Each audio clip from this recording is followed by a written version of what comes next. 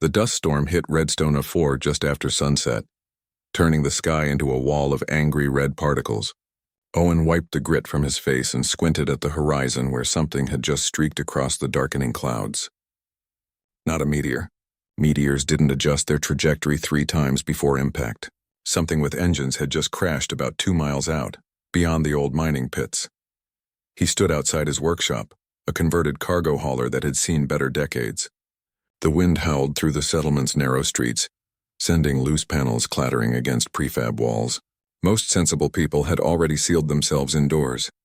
Owen grabbed his tool bag and emergency kit from inside, then climbed into his battered rover. The crash site wasn't hard to find. A furrow of scorched earth led straight to a smoking crater, where an egg-shaped pod had buried itself halfway into the ground. Owen approached carefully, one hand on the stun pistol at his hip. Frontier worlds attracted all kinds of trouble, and not everyone who fell from the sky was friendly. The pod's hull was unlike anything he'd seen in 20 years of fixing alien hardware. Smooth scales instead of metal plates, organic curves instead of welded seams. It looked grown rather than built. One side had cracked open, revealing a dim red glow from within. Owen heard it before he saw anything. A low rumbling sound, almost a growl, protective and desperate at once. He raised his hand slowly and stepped closer to the opening. Inside the pod, pressed against the far wall, was a creature from Legends. She towered even while crouched, easily 12 feet of scaled muscle and vestigial wings folded tight against her back. Her scales shimmered between deep purple and midnight blue, and her eyes glowed like molten copper in the darkness. Blood seeped from a gash across her shoulder. In her arms, wrapped in tattered thermal cloth, was something small that mewled softly. A baby. She was holding a baby. The creature bared her teeth at Owen, a warning that needed no translation. He'd seen that look before. In the eyes of the settlement's guard dogs when they had puppies, in the face of a mining mother whose child had been trapped in a collapsed tunnel. Universal language of parenthood. Stay back or die trying to get past me. Owen set down his tool bag slowly and raised both hands higher. He pointed to her wound, then to his medical kit, then back to the wound. The creature's eyes narrowed, but she didn't lunge. Her breathing was labored, each exhale releasing a small puff of steam despite the desert heat. He took one careful step forward, then another. The creature tensed but held her ground. Owen knelt just outside the pod's entrance and opened his medical kit, showing her each item as he pulled it out. Antiseptic spray, bioseal patches, hydration tablets. He made exaggerated gestures, pointing to each supply, then to her injuries. Minutes passed in tense silence, broken only by the wind and the baby's occasional whimper. Finally, the creature shifted slightly, angling her wounded shoulder toward him. Permission granted, barely. Owen worked as gently as possible, cleaning the gash and applying bioseal to stop the bleeding. Up close, he could see her scales were actually thousands of tiny interlocking plates, each one reflecting light differently. Beautiful and terrifying, her skin radiated heat like standing next to a furnace. When he pressed the final seal patch into place, she made a sound somewhere between a hiss and a sigh. He offered her a hydration tablet and a water pouch. She sniffed both suspiciously before consuming them in quick succession.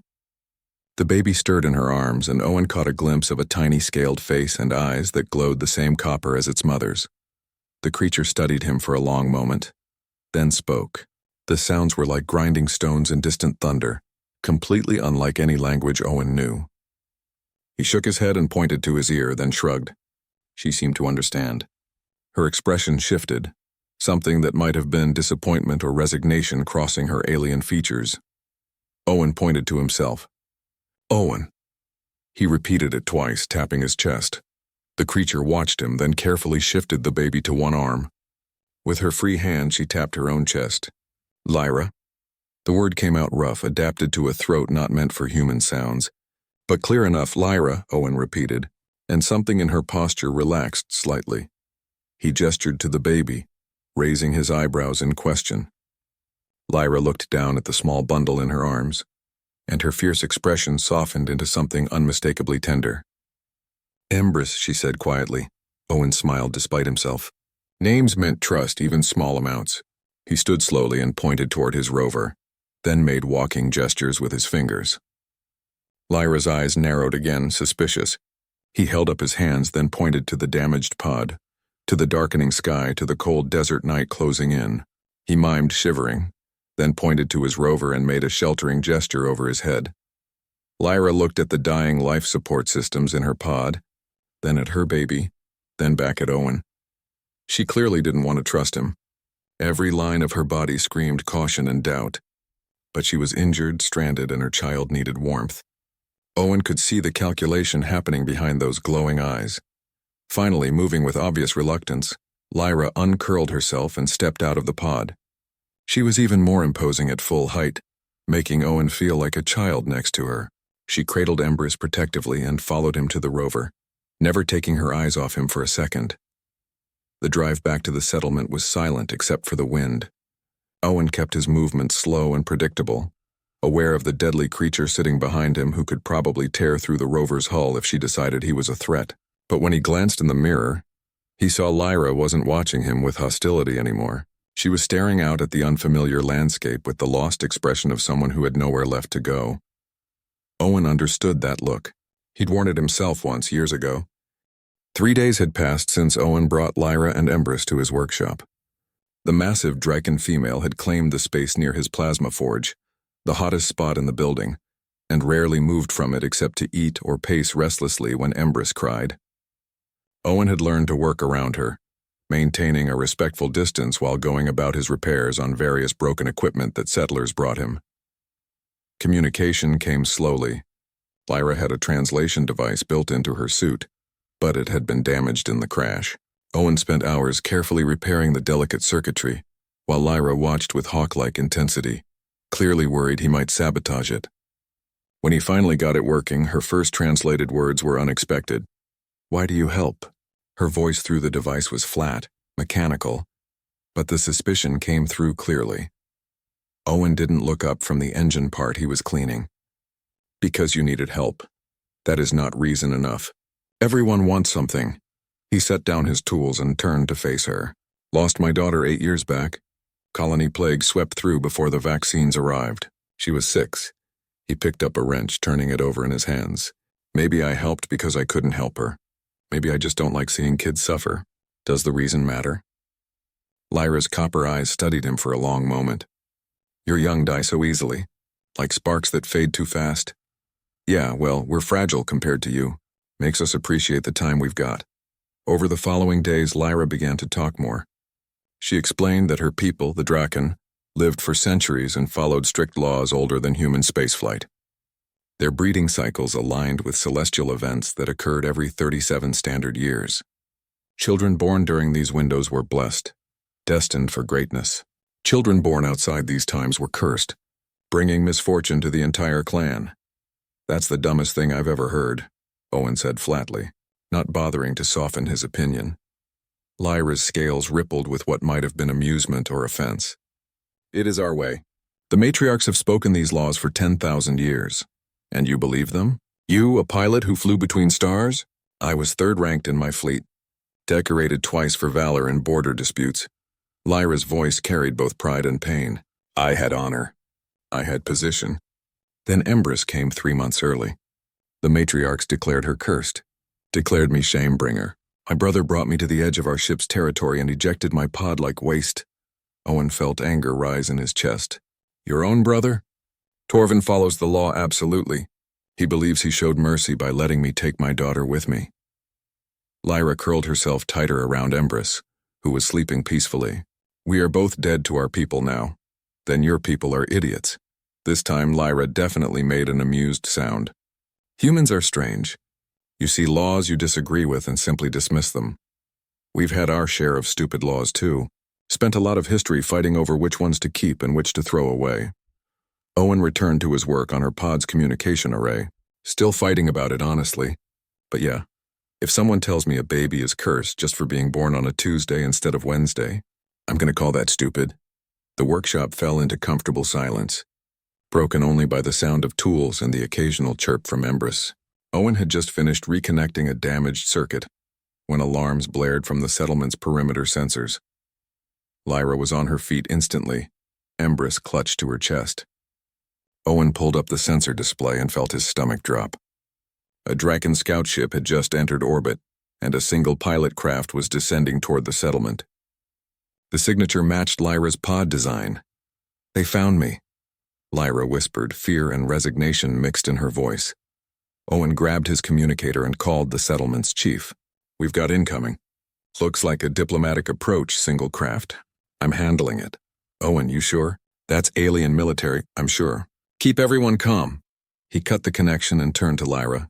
"Is that your brother?" She checked the display and her scales darkened to almost black. "Yes, Torvin comes." The Draken pilot craft landed in the open space outside Owen's workshop with precision that spoke of military training. The hatch opened and out stepped a male Draken who looked like Lyra's darker twin, taller, broader, with scales of deepest crimson and gold. He wore armor that glittered with rank insignia and carried himself with absolute authority. Owen walked out to meet him, very aware of how small and soft human bodies were compared to these living furnaces. Torvin's eyes fixed on him with the intensity of a predator evaluating prey. "Human. I am Torvin, fleet commander of the 7th Wing. You have harbored my sister and her offspring. I require their location." "They're under my protection," Owen said evenly. Torvin's head tilted slightly as if he hadn't heard correctly. "You protect them from what? From the law of our people?" "From any law that says a baby deserves to die for being born at the wrong time. You do not understand our ways. I understand a mother protecting her child. I understand someone being punished for something they didn't choose. That's enough understanding for me." Torvin's scales began to glow faintly, heat radiating from him in waves. "You dare speak to me of protection? I am commander of 60 warships. I could reduce this settlement to glass. Maybe, but you came alone. If you wanted to destroy us, you'd have done it from orbit." Owen crossed his arms. "You're here for something else." "What is it?" The Draken commander's eyes narrowed. After a moment, he spoke more carefully. "My sister's pod contains navigational data from our generational ship. Clan secrets that cannot fall into alien hands. I came to retrieve this data and confirm her exile status." He paused. "And to ensure the offspring does not survive to spread shame." "Not happening. This is not your concern, human. Your laws end at my door. This is human territory protected by human treaties. You want to come into my workshop and take a baby? You'll have to go through me first." Torvin stared at him like he'd grown a second head. Clearly, no one had ever simply refused a Draken commander before. Behind Owen, he heard the workshop door open.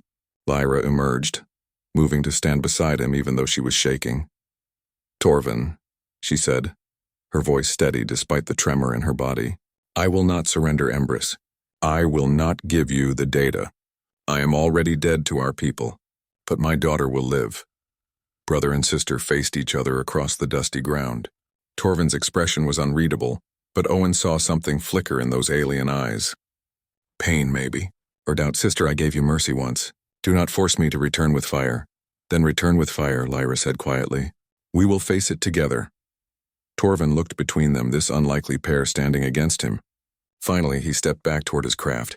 "The matriarch will not tolerate this insult. You have 7 days to reconsider. After that, I return with the fleet." He paused at the hatch. "Sister, I wish you had chosen the law. I wish you had chosen family," Lyra replied.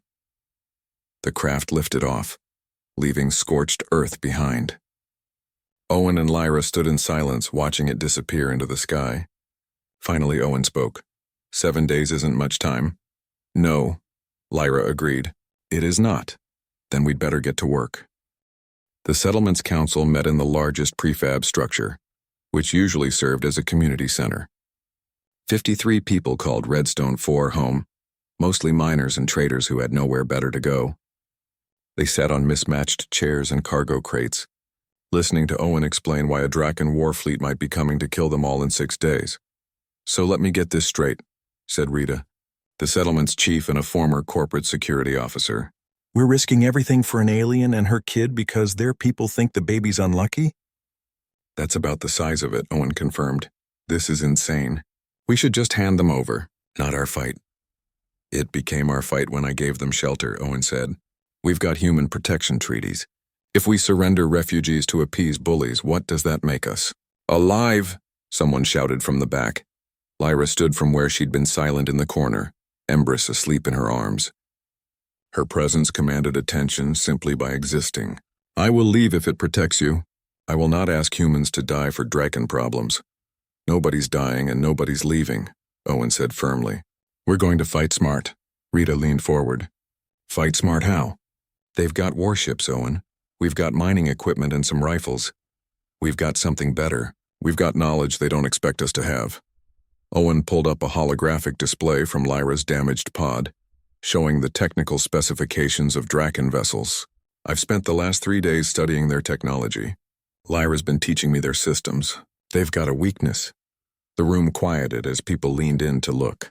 Owen highlighted the thermal core reactors that powered Draken ships. They're incredibly efficient, running hotter than any human engine. But that's also their weakness. They're designed for sustained high temperatures. Hit them with rapid cooling and the thermal shock cracks their systems. What, we're going to throw ice at spaceships? Someone asked skeptically. Close. We're going to use cryofuel missiles. Owen brought up schematics he'd been working on. We've got 300 canisters of liquid nitrogen for mining operations. We've got explosive charges. We combine them with proximity sensors and we've got crude but effective coolant bombs. Rita studied the designs. Even if this works, we're talking about maybe taking down a few fighters. They'll have dozens, which is why we don't fight ship to ship. We make them come down here and fight on our terms. Owen expanded the map to show the settlement and surrounding terrain. The old mining pits, the tunnel network, the canyon to the north. We know this ground. They don't. We turn this into a ground war where their size and strength work against them. You're talking about facing down Draken warriors in close combat, Rita said quietly. They're 12 feet tall and can breathe fire. I know. That's why we'll need Lyra's help. Owen looked at the Draken female. You know their tactics, their formations, their weaknesses. Will you help us? Lyra was quiet for a long moment, looking down at Empress. If I fight my own people, there is no return. No forgiveness. I will be not just exiled, but declared enemy. I know what I'm asking. These humans, they are not warriors. They will die. Maybe. But they're willing to try. For you, for Empress. Because it's right.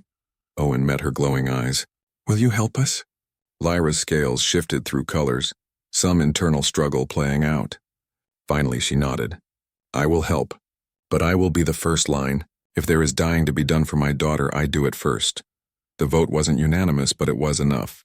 Over the next 5 days, the settlement transformed. Miners who'd spent careers blasting rock now laid explosive traps in the old tunnels. Traders who'd negotiated prices now stockpiled ammunition and medical supplies. Owen's workshop became an armory, churning out coolant missiles and modified mining equipment turned into weapons. Lyra trained them in the evenings, teaching them how Draken warriors moved and fought. She explained their honor codes, their tactical preferences, their blind spots. She demonstrated the plasma breath that her people could produce, burning a target dummy to ash in seconds. The settlers watched with newfound respect and fear. Owen found her one night in the workshop, working on repairs to some equipment while Empress played nearby. The baby had grown noticeably in just a week and she'd started pulling herself around on the floor, fascinated by everything. You should rest, Owen said. So should you. I see you have not slept properly since Torvin left. He sat down on a crate near her. Been thinking about my daughter, Sophie. She was fearless, always asking questions, always trying to fix things with me. I see some of that in Empress. Lyra watched her daughter grab a tool that was far too big for her tiny hands. Draken children develop fast. She will walk in another week. Talk in 2. By the time she is 5 of your years, she will be like a human teenager. That's remarkable. It is survival. We are long-lived, but we reproduce rarely. Our young must become strong quickly. Lyra paused, then spoke more quietly. Owen, why do you really do this? Truth, please. He was quiet for a moment, watching Empress struggle with the tool. Because I couldn't protect Sophie. Couldn't stop the plague. Couldn't do anything but watch her slip away. He looked at Lyra. Maybe that's selfish. Maybe I'm trying to fix something that can't be fixed by saving you too. But I'm tired of watching the universe hurt people who don't deserve it. Lyra reached out slowly, carefully, and placed one massive scaled hand on his shoulder. The touch was gentle despite her size, warm despite the heat. Your daughter would be proud of who you became. Hope so. The moment broke as alarms sounded across the settlement. Rita's voice came over the communicators. They're here. One war cruiser dropping out of FTL, multiple fighter signatures launching. Owen and Lyra looked at each other, then at Empress. Lyra scooped up her daughter and carried her to the reinforced shelter they'd prepared beneath the workshop. She spent a long minute holding her baby close, whispering something in the grinding stone language of the Draken. Then she sealed the shelter door. When she emerged, she was transformed. Gone was the cautious refugee. In her place stood a warrior, scales darkened for battle, wings spread slightly in challenge. Owen handed her a plasma rifle modified for her size. "You ready?" he asked. "I am ready to protect my family," she replied, and there was iron in her voice. They walked out together to where the settlement's defenders had gathered, 50 humans armed with whatever they could carry, facing down a force that had conquered systems. Rita looked at them and shook her head. "You two are either the bravest people I've ever met or the craziest. Can it be both?" Owen checked his rifle's charge. Above them, the Draken cruiser hung in the sky like a dark star. Smaller craft began to descend, sleek and organic-looking, plasma weapons glowing along their hulls. A broadcast came through on all frequencies. Matriarch Ceres's voice was ancient and cold. "Humans of Redstone 4, return the exile and her cursed offspring. Refuse, and your settlement becomes ash. You have 1 hour to comply." Rita looked at Owen. "Last chance to change your mind." Owen activated his own communicator, broadcasting back to the Draken fleet. "This is Owen speaking for Redstone 4. Your laws don't apply here. Your threats don't scare us, and if you want them, come down here and take them. We'll be waiting." He cut the transmission and looked at the gathered defenders. "All right, people. Time to show them what humans do when you threaten our own." The Draken fighters screamed down through the atmosphere, engines burning bright against the darkening sky. Owen gripped his rifle tighter and thought of Sophie, of Empress, of every person who'd ever been told they were worthless. "Here they come," Lyra said beside him. "Then let's give them a fight they'll never forget." The first wave of Draken fighters came in fast and low, their plasma cannons lighting up the settlement's outer buildings. Wood and metal exploded into flames as superheated projectiles tore through structures that had stood for 20 years. The defenders scattered according to plan, abandoning the outer perimeter and falling back to prepared positions. Owen crouched behind a reinforced barrier, watching the fighters circle for another pass. Beside him, Rita counted down on her fingers. 3, 2, 1. The coolant missiles launched from hidden positions across the settlement, crude cylinders trailing white vapor as they streaked upward. The Draken pilots tried to evade, but the proximity sensors did their job. Explosions of liquid nitrogen engulfed 3 fighters simultaneously. The temperature differential was catastrophic. Hull plating cracked with sounds like gunshots. 2 fighters spiraled down immediately, their engines seizing. The third managed to stay airborne for another few seconds before its thermal core ruptured and it dropped like a stone. "It works," someone shouted. "Don't celebrate yet," Owen warned. "They'll adapt, he was right." The remaining fighters pulled back, changing their approach. They came in higher now, outside the range of the coolant missiles raining plasma down from above. The defenders huddled in their shelters as the bombardment turned the outer settlement into an inferno. Lyra watched from her position near the canyon entrance, her expression unreadable. "They will not waste fuel on bombardment for long. Torvin will want ground confirmation. He will land warriors soon." As if summoned by her words, 3 heavy transports descended beyond the fire line. Hatches opened and Draken warriors emerged, each one a nightmare of scale and muscle. They wore armor that seemed to flow like liquid metal, and they carried weapons that crackled with contained plasma. 20 warriors in total, led by Torvin himself, his crimson scales glowing in the firelight. "All units, execute defensive pattern Gamma," Rita commanded over the communicators. The Draken advanced in a wedge formation, shields raised, moving with practiced coordination. When they reached the first building, Torvin gestured and his warriors spread out to search. They found nothing. The humans had already retreated deeper into the settlement. What they did find were tripwires and pressure plates. The first explosion took 2 warriors off their feet, mining charges detonating with enough force to crack their armor. The Draken formation tightened immediately, more cautious now. They began systematically clearing each building, burning what they couldn't search. "They're taking the bait," Owen said into his communicator. "All teams converge on Point Delta." Point Delta was the entrance to the old mining tunnels. The Draken warriors followed the obvious trail the defenders had left, tracks and discarded equipment leading into the darkness underground. Torvin hesitated at the entrance, clearly suspicious. But when thermal scans showed heat signatures moving deep inside, he ordered his troops forward. The tunnels were barely tall enough for the Draken to stand upright, forcing them to move in single file. Perfect. The first team advanced 50 meters before the tunnel behind them exploded, sealing them in. Ahead, the tunnel narrowed further. When they pressed forward, more explosives brought the ceiling down. Above ground, Rita monitored the sensor feeds. We've got 10 trapped in Sector 3, 5 more in Sector 7. The rest are pulling back, but Torvin wasn't pulling back. The commander forced his way deeper into the tunnel system, following reports of heat signatures. He found himself in a large chamber that had once been a mineral deposit, now empty except for scattered mining equipment. Standing in the center, waiting, was his sister. Lyra, Torvin said, deactivating his helmet. Why do you fight for these creatures?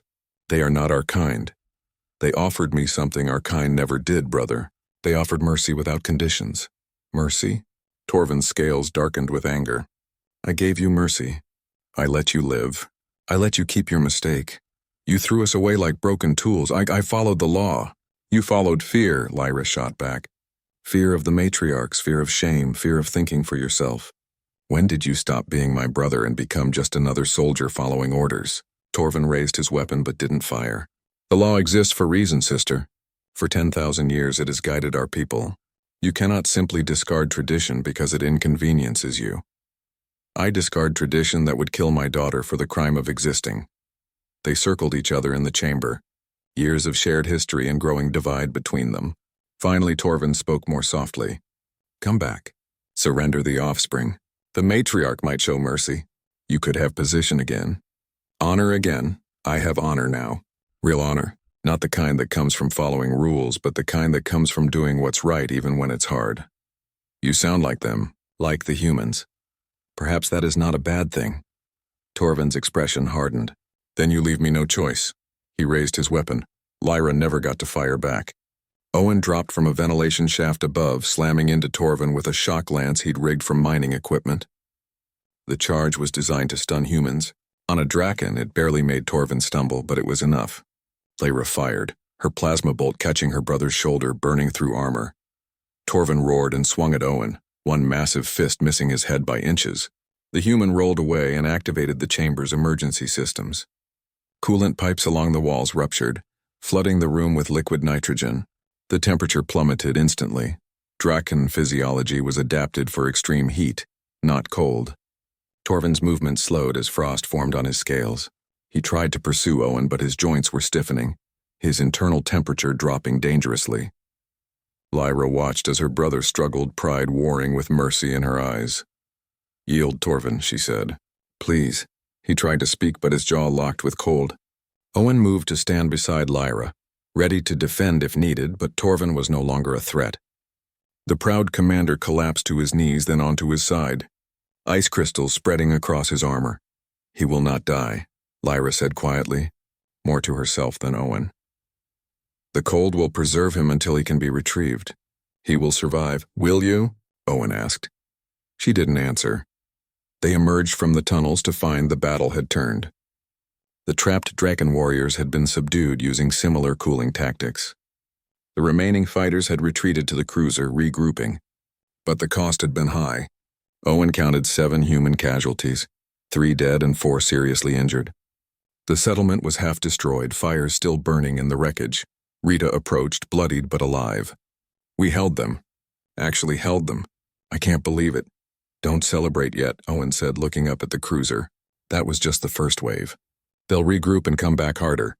But minutes passed, then hours, and no attack came. Finally, a transmission arrived. Not from the cruiser, but from a shuttle that had launched from it. A single craft, unarmed, broadcasting a diplomatic signal.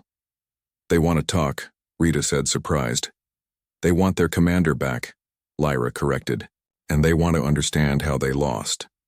The shuttle landed in the settlement's center. The hatch opened and an ancient Draken emerged, easily twice the age of any they'd seen before. Her scales were silver with age, her wings vestigial, but her eyes sharp and knowing.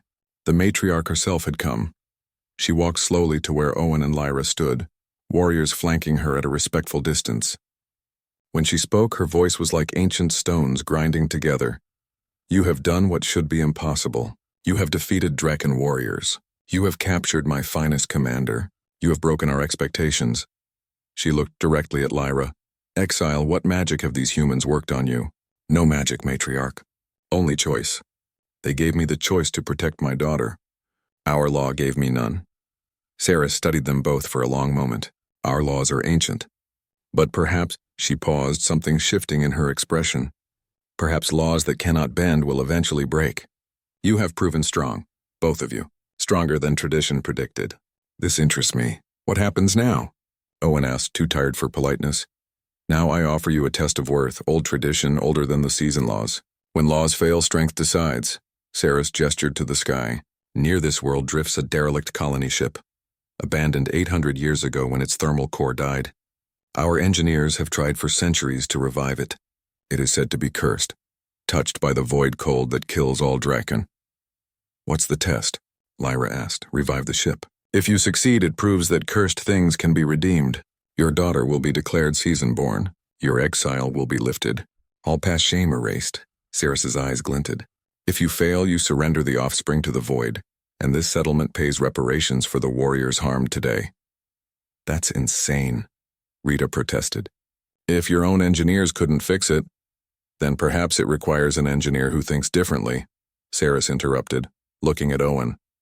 You have 3 days. Owen wanted to refuse. 3 days to fix what had been broken for centuries? Impossible. But he looked at Lyra, at the desperate hope in her alien eyes, and thought of Embrys sleeping safe beneath his workshop. I accept. Expelled for giving birth off-season. The dragon's fate changed by a human mechanic. Part 5. The matriarch's test. The shuttle ride up to the derelict colony ship was silent except for the hum of engines. Owen sat strapped into a seat designed for beings much larger than himself, reviewing data on a portable display. Beside him, Lyra stared out the viewport at the approaching vessel. Behind them, 2 human engineers from the settlement, a woman named Dana and a young man called Perry, checked their equipment nervously. And in the rear of the shuttle, still partially frozen and under guard, sat Torvin. Saris had made an unexpected addition to Owen's team.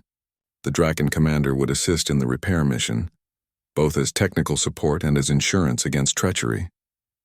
Torvin had not spoken since being thawed, but his eyes tracked Owen's every movement with cold calculation.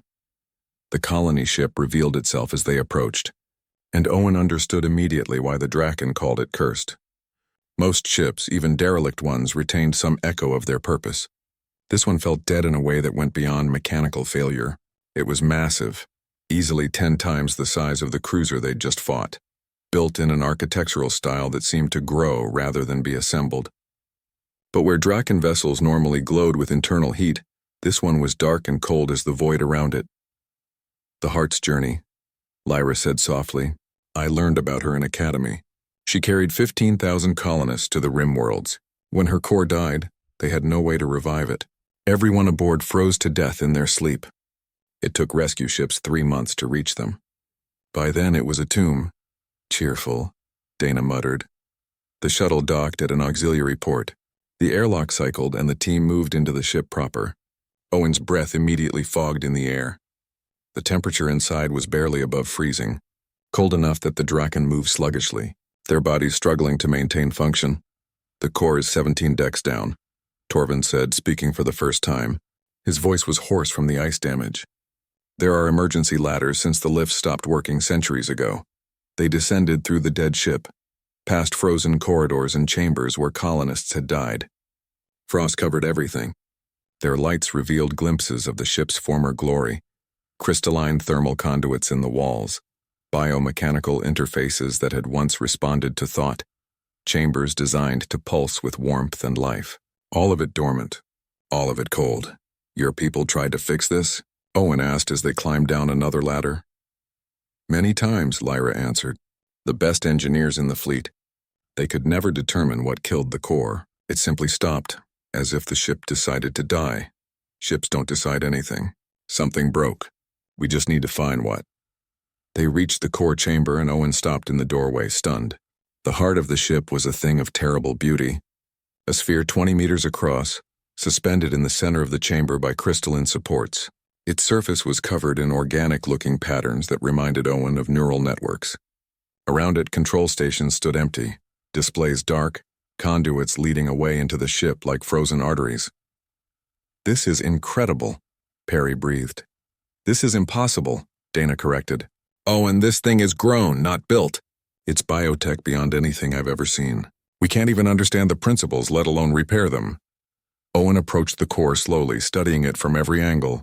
He pulled out a scanner and ran diagnostics, comparing what he found to the technical documents Lyra had provided. After an hour of analysis, he sat down hard on the cold floor. "You see it too," Torvin said. "The core is not damaged. It is dormant. 800 years of Draken engineers could not wake it because they tried to force it. They tried to ignite it, to shock it, to burn it back to life. But you don't start a cold engine with a blowtorch," Owen finished. "You warm it up slowly." "Exactly." Torvin moved to stand beside him, and for the first time there was something other than hostility in his posture. "Our engineers think in terms of fire and force. It is our nature, but this core requires patience, subtlety, things we are not good at. So what killed it in the first place?"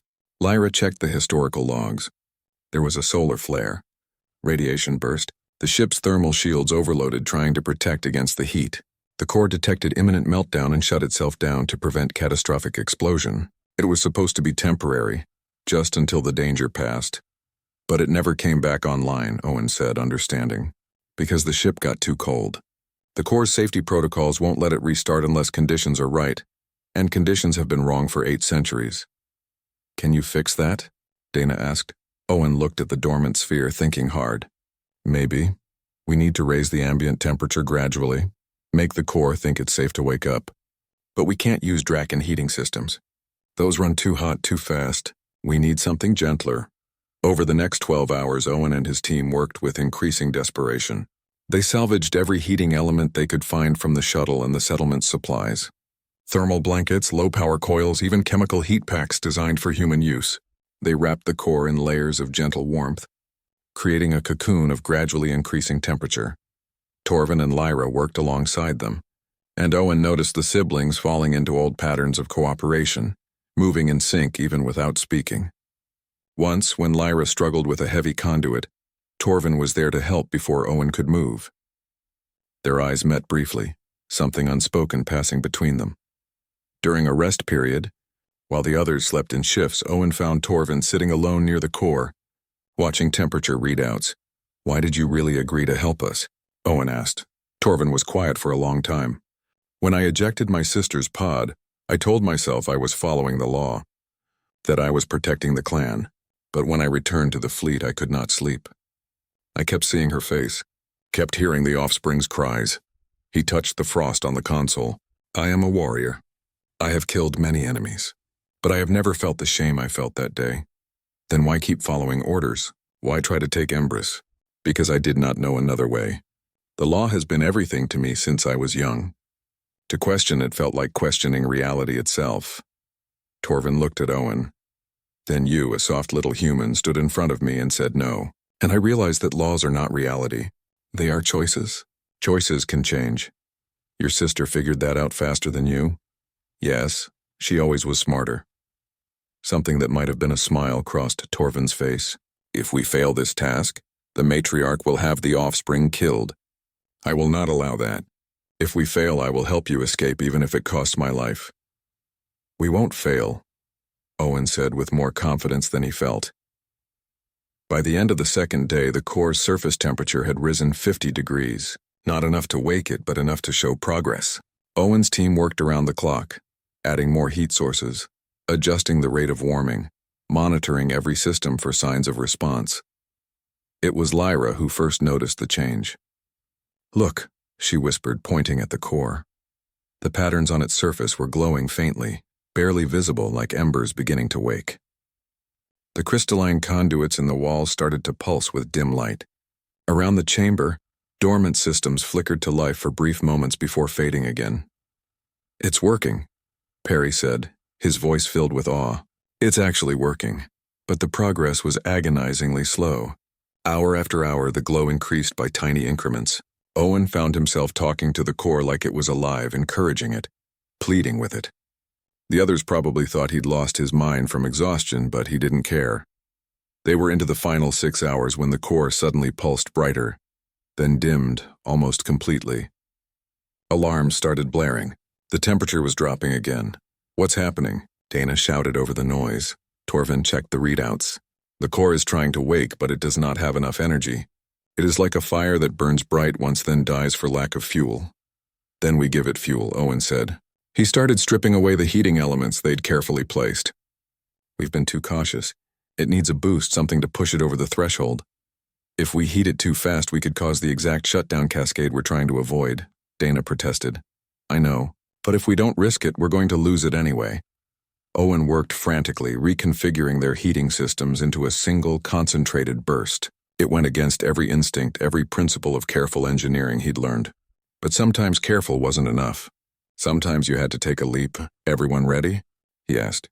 They nodded, gathering around the core. Owen looked at Lyra, at Torvin, at his human team. "Whatever happens, you all did good work here." He activated the heating burst. For a moment, nothing happened. Then the core blazed like a newborn star, light flooding the chamber so bright they had to shield their eyes. The temperature spiked. Systems throughout the ship roared to life.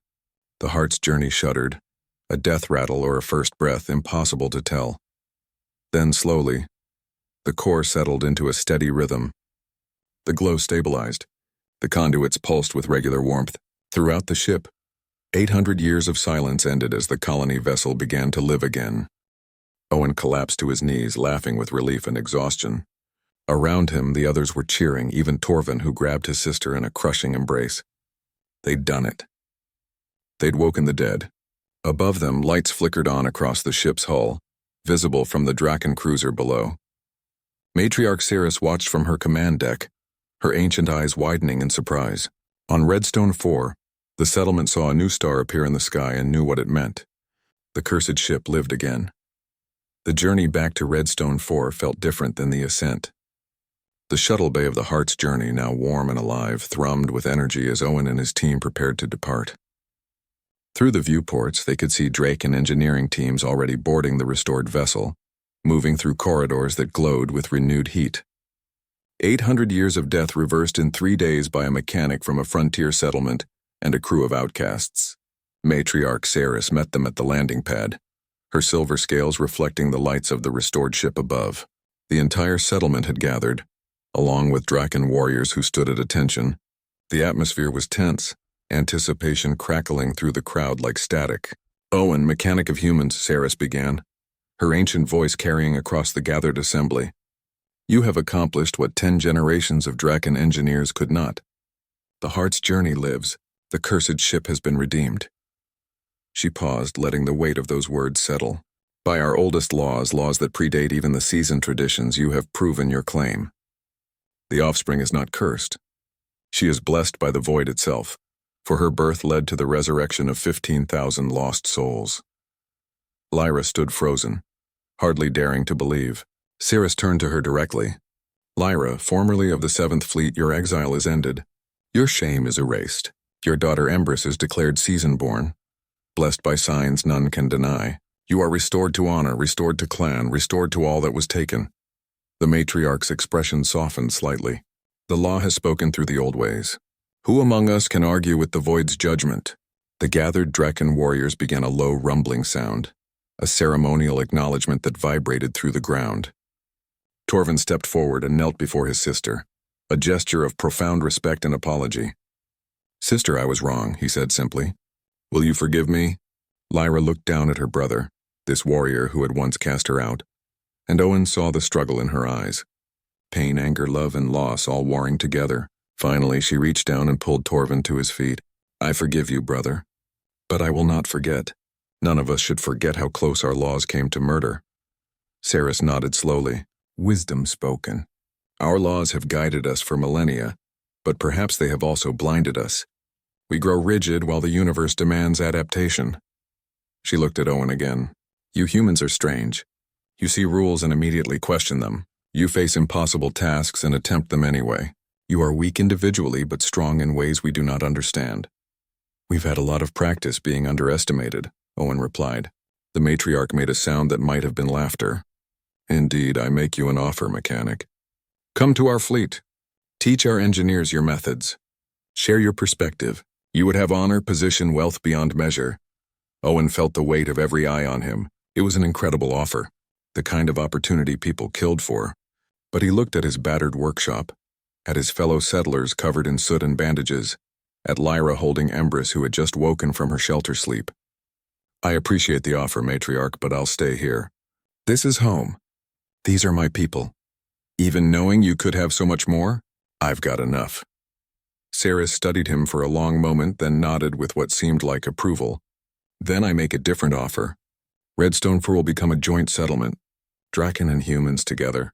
We will establish an academy here, teaching both our peoples. You will lead the engineering program. Your settlement will receive protection, resources, technology. In exchange, you teach us to think like humans. Rita stepped forward quickly. We'd need guarantees, treaties, protections ensuring our autonomy. You shall have them. I do not offer this lightly.